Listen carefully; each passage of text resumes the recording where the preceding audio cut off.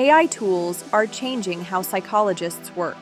A therapist is alone in her office. There is no noise in the room, light from a soft lamp, a clock that ticks. A file for a patient is open on her iPad, but this time, she isn't the only one, not really.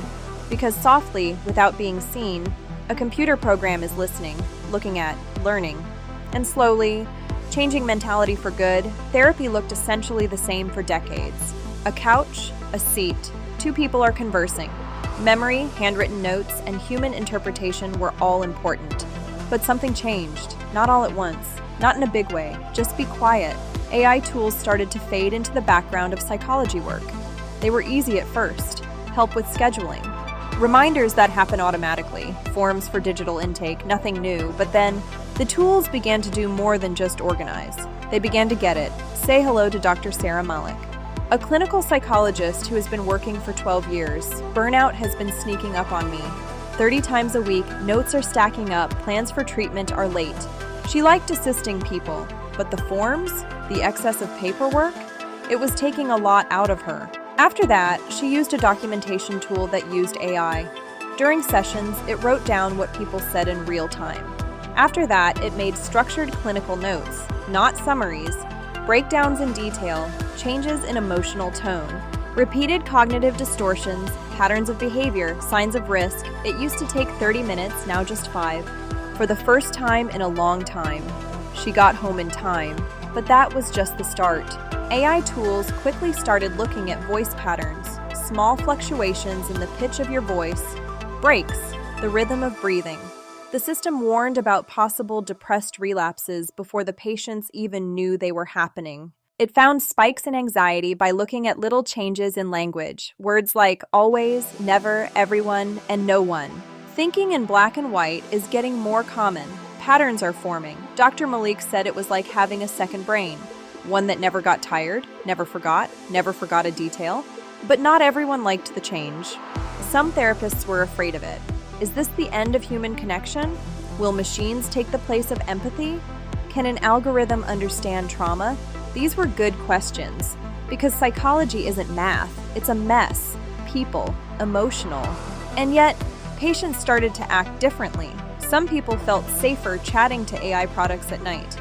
AI tools helped people do cognitive behavioral activities, keeping track of your mood, crisis grounding methods. It became a bridge. Then something unexpected happened. Access.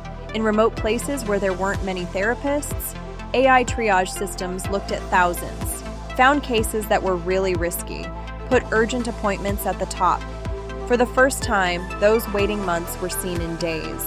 In neighborhoods that don't get enough help, AI systems that could speak more than one language interpreted sessions in real time. But what is the most controversial change? Predictive modeling. AI could tell you weeks in advance when you might have a depressive episode. Think about getting a message. You may have more symptoms of depression in the next 10 days. Is this helpful or intrusive? Concerns about privacy grew. Ethics boards were in a hurry. Where does help stop? And when does surveillance start? In the meantime, a therapist employed AI to act out exposure therapy. People with phobias went into virtual reality worlds. Are you afraid of flying? They got on an aircraft. Are you socially anxious? They went to a party that was really busy. AI changed the level of difficulty in real time. Heart rate was measured, followed movement of the eyes, made it unique.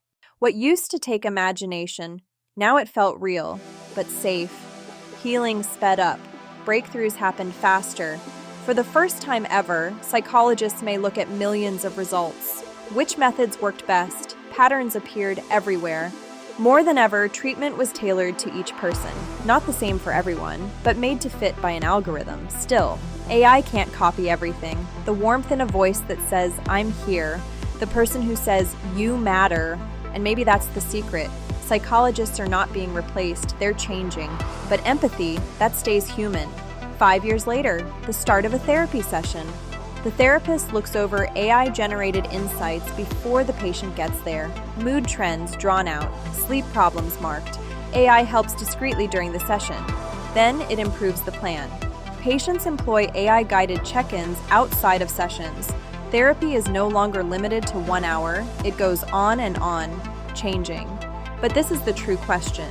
As AI gets stronger at noticing feelings, will it one day understand us better than we understand ourselves?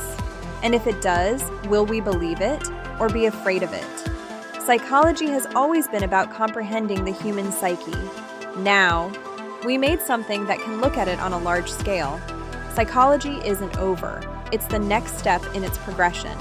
The couch is still there, the talk is still important, but behind the scenes, algorithms are paying attention, learning, drawing a map of the unseen, and changing the future without making a big deal about it.